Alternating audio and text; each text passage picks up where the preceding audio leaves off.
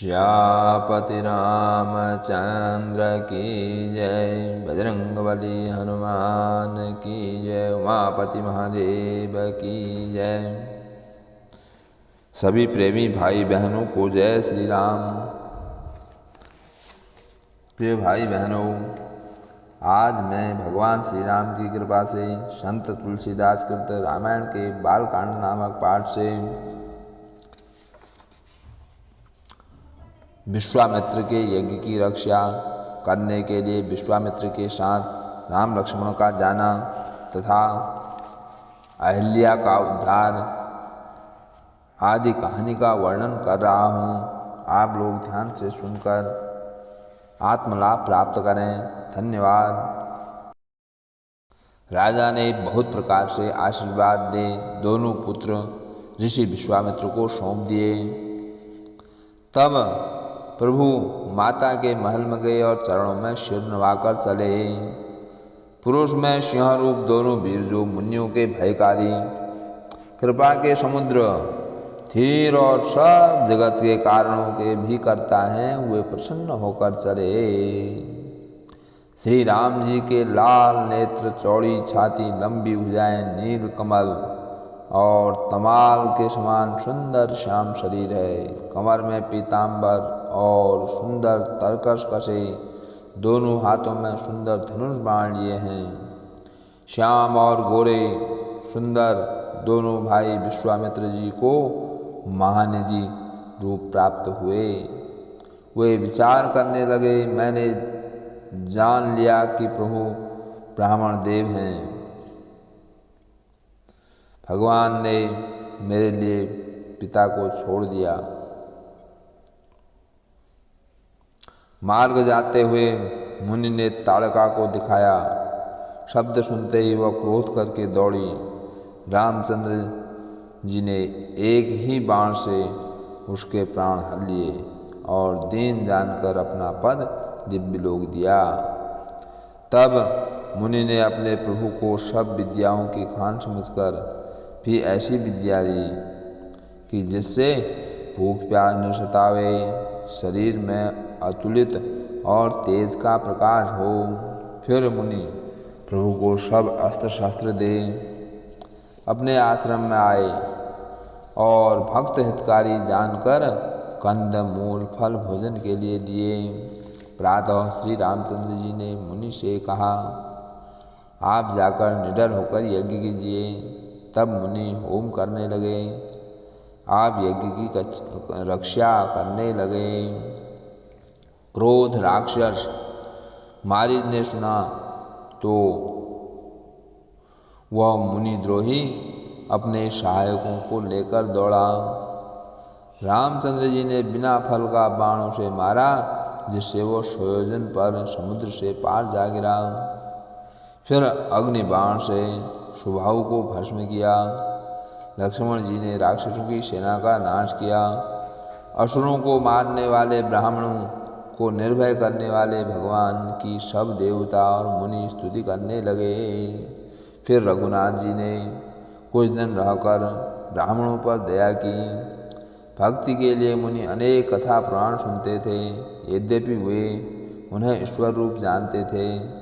तदंतर मुनि ने आदर के साथ समझकर कहा, हे प्रभु, अब चलकर एक चरित्र देखिए।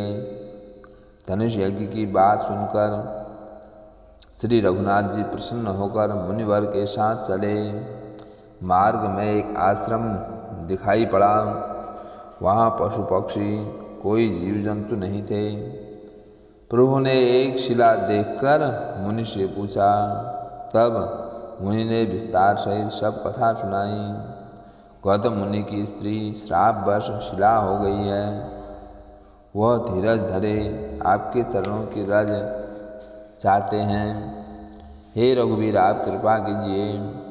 श्री रामचंद्र जी के पवित्र और दुखारी चरणों का स्पर्श होते ही तपो मूर्ति अहिल्या स्वरूप में प्रकट हो गई।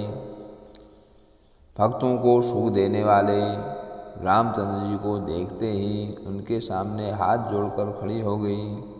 अत्यंत प्रेम से अधीर हो रोमांचित हो गई, मुख से बोल नहीं आया। तब अत्यंत बड़भागिनी अहिल्या प्रभु के चरणों में पड़ गई। दोनों नेत्रों से अश्रुधारा बहने लगी। धीरज धरकर उसने प्रभु को पहचाना तथा राम जी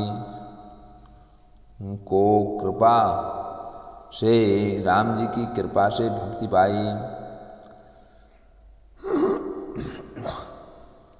तब बहुत ही निर्मल वाणी से स्तुति करने लगी। हे ज्ञान के जानने योग्य श्री राम जी, आपकी जय हो। मैं अपवित्र स्त्री हूँ और आप जगत को पवित्र करने वाले, रावण के शत्रु और अपने भक्तों को सुख देने वाले हैं। हे कमल नयन, हे संसार के भय को दूर करने वाले, मैं आपकी शरण हूँ, मेरी रक्षा कीजिए। मुनि ने जो श्राप दिया सो बहुत भला किया। मैंने उसे बड़ी कृपा समझी, क्योंकि संसार से छुड़ाने वाले श्री हरि को नेत्र भर मैंने देखा। इसी को शिवजी बड़े सबसे बड़ा लाभ समझते हैं। हे प्रभु, मैं बुद्धि की भोली हूँ। हे नाथ, मैं वर नहीं मांगती, केवल यही चाहती हूँ कि आपके चरणों की रज के रस को मेरा मन होने के समान प्रेम से पान किया करे। जिन चरणों में परम पवित्र श्री गंगा जी उत्पन्न हुई, जिन्हें शिवजी ने अपने सिर पर धारण किया है, जो चरण ब्रह्मा जी पूजते हैं, हे कृपालु, वे चरण आपने मेरे सिर पर रखे। इस भांति स्तुति करके गौतम पत्नी अहिल्या बारंबार प्रभु के चरणों पर गिरकर मानो वांछित वरदान पाकर आनंद से भरी हुई पतिलोक को चली गई। दीनबंधु भगवान बिना कारण ही सब पर कृपा करते हैं। ऐसे प्रभु भगवान को हे मूर्ख तुलसीदास, कपट जंजाल जो छोड़कर भज।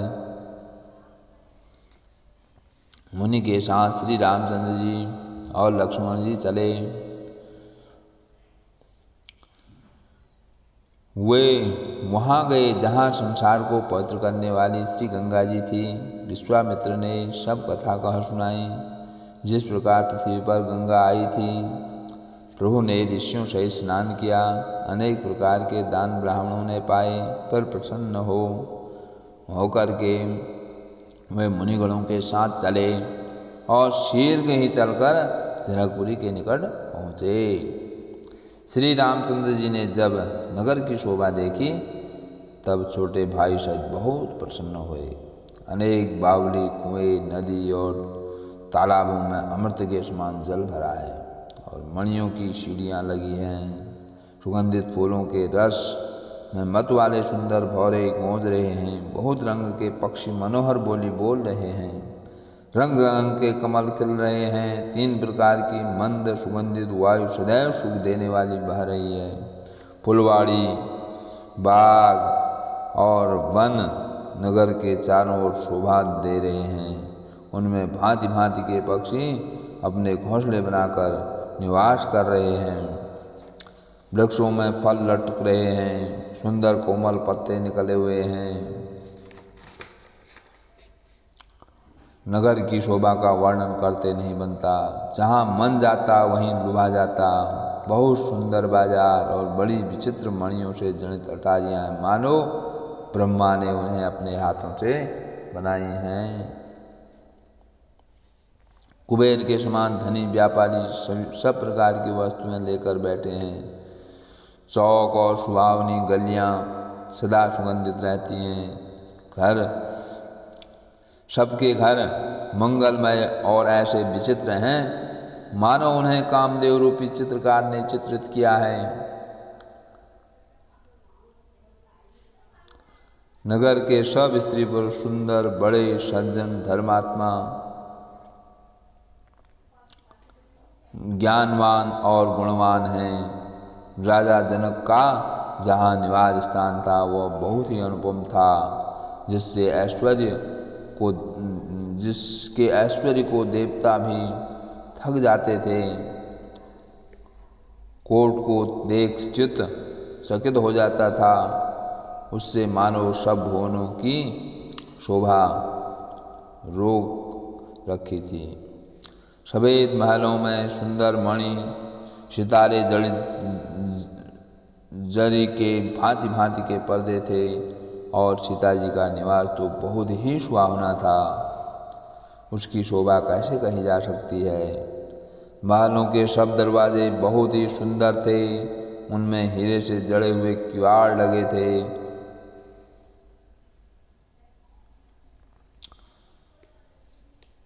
वहाँ नट मगध और भाटों की भीड़ लगी हुई थी। बहुत बड़ी घुड़शालाएँ तथा गजशालाएँ बनी हुई थी, जिनमें सदैव घोड़े हाथी रथ रहते थे। इस प्रकार जनकपुरी का नगर था। सियापति रामचंद्र की जय, बजरंगबली हनुमान की जय, सच्चे दरबार की जय, सत्य सनातन धर्म की जय, आनंद कंद भगवान की जय।